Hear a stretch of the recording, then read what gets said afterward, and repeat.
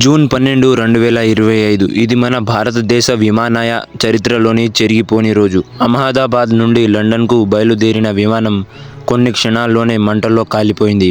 240 మందికి పైగా ప్రాణాలు పోయిన ఆ సంఘటన ఎలా జరిగిందో ఈరోజు మనం తెలుసుకుందాం. ఆ ప్రమాదం వెనుక అసలైన నిజాలేమిటో కూడా తెలుసుకుందాం రండి. ఈ ఎయిర్ ఇండియా ఫ్లైట్ అనేది మధ్యాహ్నం 1:39కి టేకాఫ్ అయింది. టేకాఫ్ అయిన కొన్ని నిమిషాల్లోనే చాలా ఘోరంగా క్రాష్ ల్యాండ్ అయిపోయింది. టేకాఫ్ అయిన 45 సెకండ్ల తర్వాత ఫ్లైట్ అనేది తన మీద కంట్రోల్ కోల్పోయింది. నేరుగా ఫ్లైట్ వెళ్ళి బీజే కాలేజ్ హాస్టల్ మీద పడిందని కొంతమంది న్యూస్ రిపోర్టర్ అయితే చెప్తున్నారు. విమానం క్రాష్ ల్యాండ్ అయిన వెంటనే 200 మీటర్ల పరిధిలో మంటలు వ్యాపించాయని అక్కడ ఉండే ప్రజలు చెప్తున్నారు.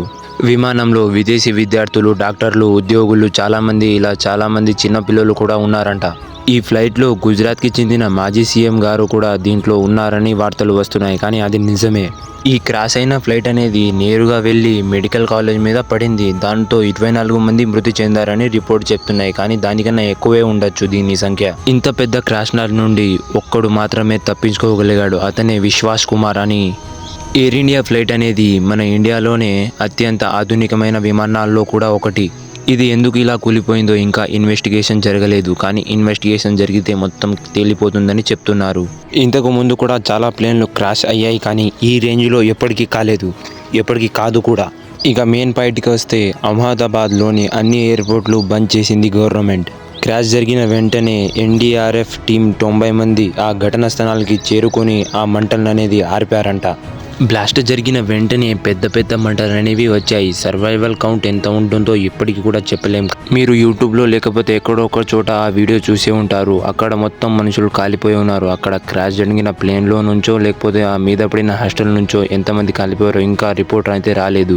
ఇక్కడ ప్రాబ్లం ఏంటంటే ఆ ఫ్లైట్ గుజరాత్ నుంచి లండన్ వెళ్తుంది. Almost 10 hours journey. ఇంకా ఫ్లైట్ టేకాఫ్ అయిన 5 నిమిషాలకే క్రాష్ అయిపోయింది.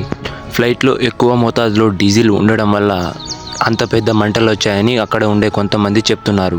ఈ క్రాష్ ల్యాండ్ని చూస్తుంటే న్యాచురల్ లాగానే ఉంది. కానీ కొంతమంది చెప్పే విషయం ఏంటంటే ఇది న్యాచురల్ కాదని చెప్తున్నారు.